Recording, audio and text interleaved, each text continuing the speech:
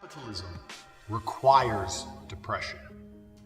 The reason most you fuckers are sad is because you live in a world designed to make you sad.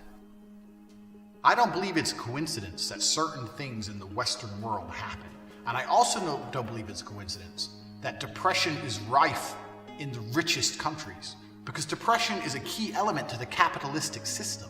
It's a cog in the machine that keeps us doing fucking shit we don't want to do, aiming to get happy through money, which isn't going to happen. This is the reality. You go to a poor country, no one's depressed. If they have food and their family members are alive, they're all laughing and dancing. Africans ain't even got roofs on their houses. Every time you fucking look at a documentary, they non-stop dancing around. I ain't dancing around like that ever. I'm never that happy. What the fuck are you happy about? Whereas here, we're all miserable. And the reason we're miserable is because society makes us miserable. Because if you make us miserable, especially men, if you make men miserable, then they think, fuck, my life's shit. The only way to make my life better is if I get lots of cash. If I get cash, I become important. If I get cash, I become free. Men don't want to be constrained.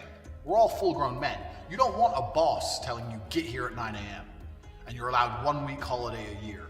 You better finish that file by 5 o'clock. No fucking man wants that shit.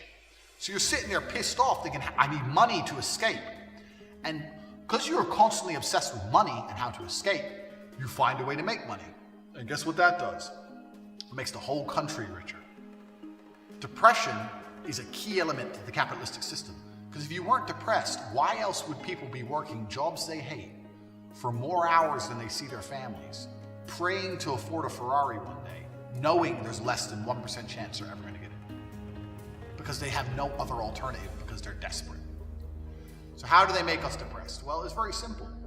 I look at pop culture and I see nothing but a well-orchestrated and oiled machine designed to piss off anyone with a brain.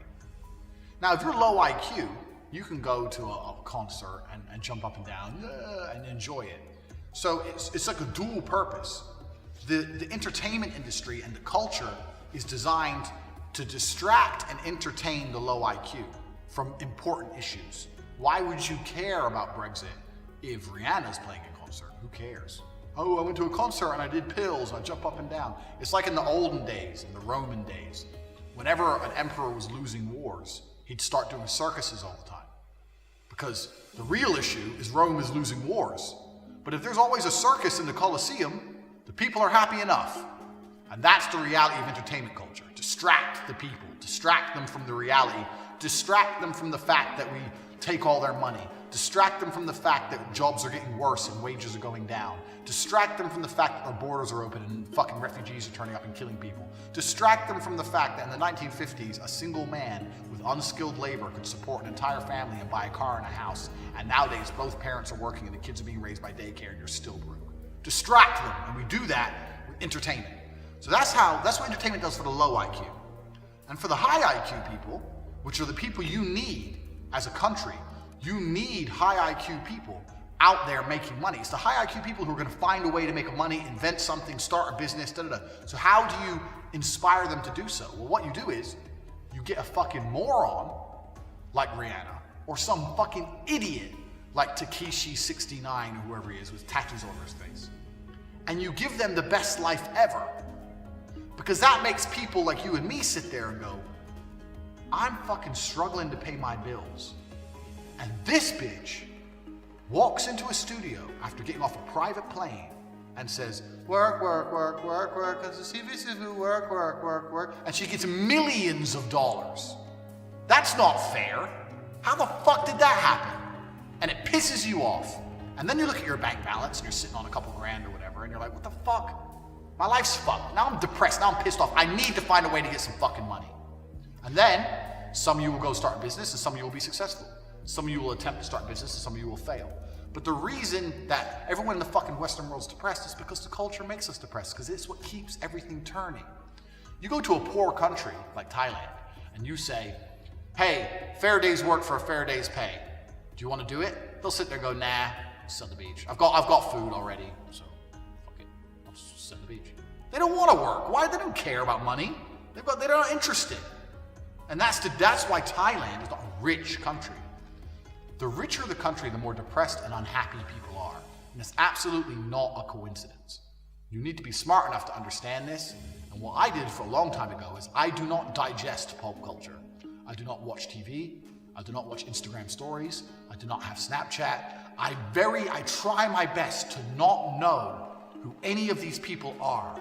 I never fucking watch an entertainment channel. I don't know what cars they have and the money they have, because it will piss me off. If I sit there and see some fucking bimbo bitch millionaire after all this shit I went through to be a world champion kickboxer, and I made maybe a total of $1 million in a fucking year. And the fact, I'll give you an example. 3 days ago was the first time in my life I felt a bout of depression. And it lasted about 10 minutes before I fixed my brain. And what happened was, it was 2:30 in the morning. My brother and my business partner Nick said, let's get some G&Ts and bang some threes.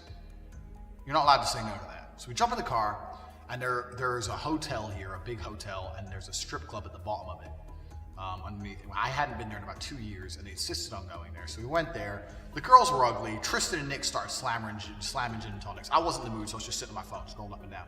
And I accidentally saw that the #1 YouTube channel in the world today, the person who makes the most money on YouTube last year, is a 7-year-old kid who plays with toys, and he made $22 million in a year.